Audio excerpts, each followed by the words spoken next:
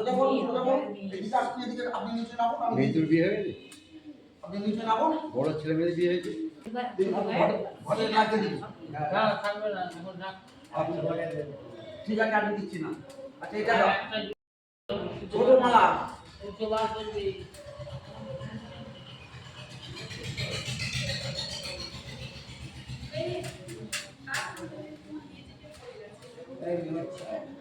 আমাকে গেলেটটা বার করে রাখতে হবে। আরো প্রচুর মালা আছে ঠাকুরমশাই, আপনি জানেন না। আমি জানি। আচ্ছা, এরকম নেই না? Hello everyone, welcome back to my channel. আজকে হচ্ছে চৈত্র মাসের বসন্তকালীন বাসন্তী পুজোর মহাসপ্তমী। আজকে ব্লগটা আমার সত্যি কথা বলতে শুরু করা হয়নি, এখন রাত্রির হয়ে গেছে। আসলে শরীরটা সকাল থেকে খুব একটা ভালো ছিল না, তো সকালবেলা ভিডিওটা আমি জাস্ট কিছু ক্লিপস নিয়ে রেখেছি, তোমাদের সাথে এই ভিডিওটার পর অ্যাটাচ করে দেবো, তোমরা দেখে নিও। তো যারা যারা এখনও আমার ইউটিউব চ্যানেলটা ফলো করোনি বা সাবস্ক্রাইব করোনি, ফেসবুকে সব কিছু জায়গায় করে রাখো, খুব সুন্দর সুন্দর ভিডিও আসছে, তো সেটা দেখার জন্য তোমাদেরকে ফলো করতে হবে।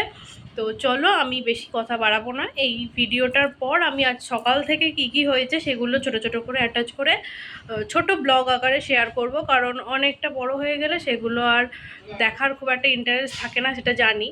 তো চলো।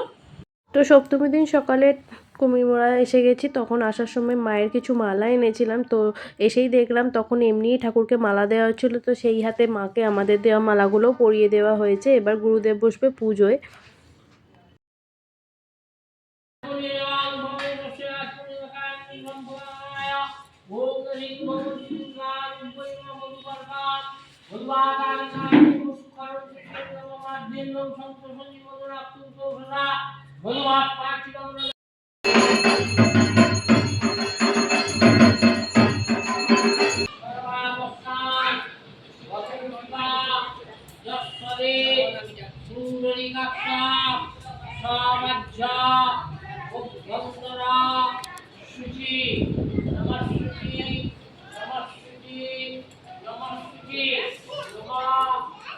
এদিকে পুজো মেটার পর বাড়ি চলে এসেছি, এবার এখানে খেতে বসবো আর তোমাদের সাথে আমাদের গল্প শেয়ার করি, চলো শোনো। এই বাড়ির মিনুর ভাইপো তখন আমার ছেলেদের সামনে আসতো, মিনুর ভাইপো ছেলেদের সঙ্গে আসতো, গল্প করতো, গল্প টল্প করতো, করে করতে আরে ভাই কিসের বল ওরা বলছে গোল বলছে, হ্যাঁ আমি তো কিছু বলছি, তখন বলছি খুব ডাকাত আসতো না না খুব ডাকাত না, ওই তখনই একদিন এসেছিল আর একবার ওই যে দাদাগিরিতে সেই একটা ডাকাত বললো না, কুমির মোড়া সেন বাড়িতেই আমরা একবার বড় ডাকাতি করেছি, 40 কেজি সোনা নিয়ে গেছে সেন বাড়ি থেকে, ওখানে ধরে নিয়ে এসে বেরোতে এখন আমার দান দান করে আমাদেরই টাকায় দান ধান করছে। বোঝো তাহলে 40 কেজি সোনা দাদাগিরির মতো মঞ্চে দাঁড়িয়েছে, স্বীকার তো করছে যে মুলি সেন বাড়ি থেকে, মুলি কুমির মোড়া সেন বাড়ি থেকে 40 কেজি সোনা নিয়ে গেছে। হ্যাঁ, তবে আমরা জাতা বাড়ি নয়, উচ্চ বংশ, খুব উচ্চ বংশ। ভালো হয়েছে লোকটা, হ্যাঁ এখন ভালো হয়েছে, এখন বেঁচেও আছে।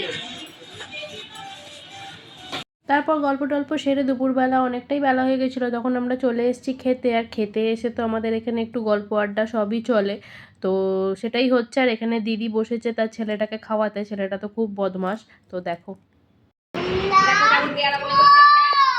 ওইদিকে তাকিয়ে বল হ্যাঁ। আচ্ছা ঠিক আছে, বাবাই খুঁজছিল তোকে, বলছে আমি মাথার দিকে চাইছিলাম, দেখছিলাম বাপরে প্রচুর কি চেঁচাচ্ছিল, ওর মা ওকে দিল। থাক তাহলে। কি কথা ছিল, ঝামেলা না করলে জেমস পাবে। এটা হেভি খেতে করেছে। না না না ভাই এখনই ক্লিয়ার করে না। তোমায় দাদা ঠিক আছে তো,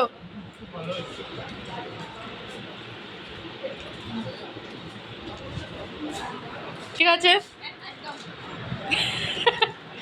আমার পাত দেখ, আমার পাত, আমাদের গুলো দেখাস না, দেখাবো না দেখাস না।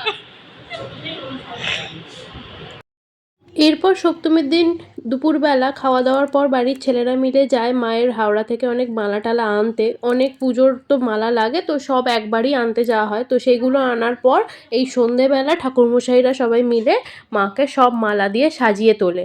আর সেই দিন সন্ধেবেলায় বাড়ির মেয়ে বউরা সবাই মিলে বাড়িতে কি সুন্দর মানে ঠাকুর দালানের উঠোনে খুব সুন্দর আলপনা দিচ্ছিল দেখো। আর এইদিকে কত বাজি ফাটানো হচ্ছে দেখো, কি সুন্দর লাগছে না? খুব ভালো লাগছিল।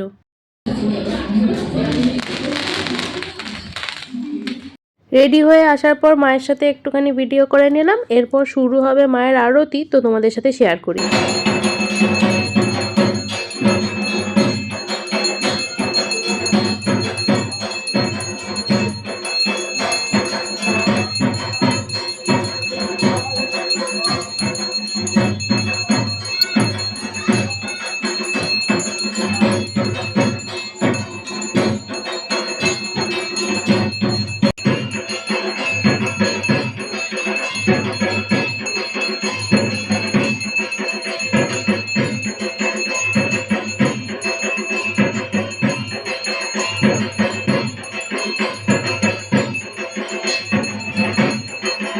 তো চলো সপ্তমীর ব্লগটা এখানেই শেষ করছি। অষ্টমীর ব্লগ নিয়ে পার্ট পার্ট করে আসার চেষ্টা করব। তো আমার ভিডিও যদি তোমাদের ভালো লেগে থাকে তাহলে অবশ্যই একটা লাইক, কমেন্ট, শেয়ার আর সাবস্ক্রাইব করে দিও। আর ফেসবুক থেকে দেখলে ফলো করে দিও।